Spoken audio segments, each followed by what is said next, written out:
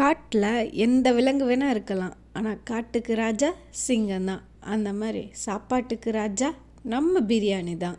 பிரியாணி ராஜாவாக இருக்கலாம், அதை செய்யறது நம்ம இல்லத்து ராணிங்க.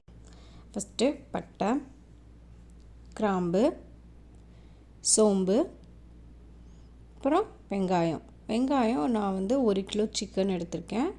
அதுக்கு நீங்கள் ஒரு 3 வெங்காயம் கட் பண்ணிக்கணும். நல்லா வதக்குங்க. நான் 3 பச்சை மிளகாய் போட்டிருக்கேன். நல்லா வதக்கிட்டு இப்போ நம்ம இஞ்சி பூண்டு பேஸ்ட்டு போட போகிறோம். இது பிரியாணிக்கு ஸ்பைசி அந்த ஃப்ளேவர் எல்லாம் கொடுக்கறதே இந்த இஞ்சி பூண்டு பேஸ்ட்டு தான். இஞ்சி பூண்டு பேஸ்ட்டு எப்படி அரைக்கணும்னா, இஞ்சி கம்மியாகவும் பூண்டு கொஞ்சம் அதிகமாகவும் இருக்கணும். அதுதான் இது இஞ்சி பூண்டோட குவான்டிட்டி. அப்புறம் இதில் நம்ம புதினா சேர்த்துக்க போகிறோம். சேர்த்து நல்லா வதக்கிக்கோங்க. 3 வெங்காயம் சேர்த்துருக்கோம், அதுக்கு 2 தக்காளி சேர்த்துக்கலாம், கரெக்டாக இருக்கும். தக்காளி சேர்த்து நல்லா பேஸ்டாகிற அளவுக்கு நல்லா வதக்கிக்கணும். நம்ம வதக்கிறதுல தான் இருக்குது பிரியாணியோட டேஸ்ட்டு. இப்போ நம்ம சிக்கன் போட்டுக்கலாம். நல்லா வதங்கிடுச்சு, நம்ம சிக்கன் போட்டுக்கலாம்.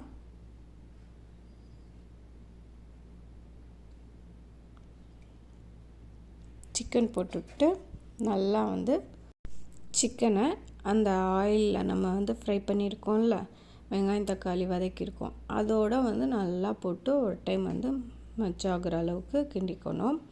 இப்போ இதில் நான் மசாலாஸ் ஆட் பண்ணுறேன். நான் வீட்டிலே அரைச்ச மிளகாத்தூள் இருக்குது, அதை தான் யூஸ் பண்ணியிருக்கேன். இதுக்கு நீங்கள் ரேஷியோ எப்படி யூஸ் பண்ணணுன்னா, 3 ஸ்பூன் மிளகாத்தூள், 2 ஸ்பூன் மல்லித்தூள், அப்புறமா சிக்கன் மசாலா ஒரு 2 ஸ்பூன் போதும். இந்த அளவுக்கு நம்ம காரம் கரெக்டாக இருக்கும். அப்புறம் மஞ்சத்தூள் ஆட் பண்ணிவிட்டு ஒரு 2 நிமிஷம் நல்லா கிளறி விடுங்க. வேறு எதுவும் மசாலாலாம் தேவையில்லைங்க. இந்த கரம் மசாலா, அந்த மசாலா எதுவும் தேவையில்லை.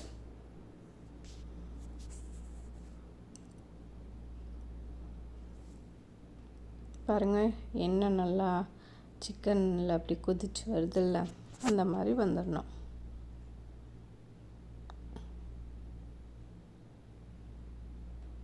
இந்த டைமில் நீங்கள் காரம் பார்த்துட்டு உங்களுக்கு இன்னும் காரம் வேணும்னா கொஞ்சமாக காரம் ஆட் பண்ணிக்கலாம். இப்போ நான் பாஸ்மதி ரைஸ் எடுத்திருக்கேன். பாஸ்மதி ரைஸ் 1 டம்ளருக்கு 1.5 டம்ளர் தண்ணி சேர்க்கணும். நான் இதில் இங்கே 2 டம்ளர் பாஸ்மதி ரைஸ் எடுத்திருக்கேன். அதனால் 3 டம்ளர் தண்ணி ஆட் பண்ணியிருக்கேன். தண்ணி நல்லா கொதித்து வரட்டும். நல்லா கொதித்து வந்தோன்னே நம்ம ரைஸ் ஆட் பண்ணலாம்.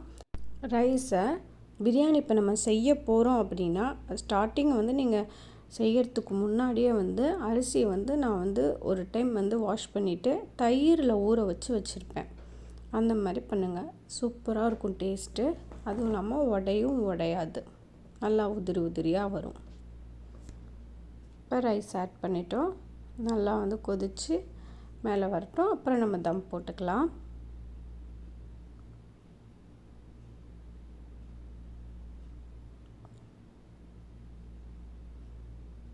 பாருங்கள், நல்லா கொதித்து வரணும்.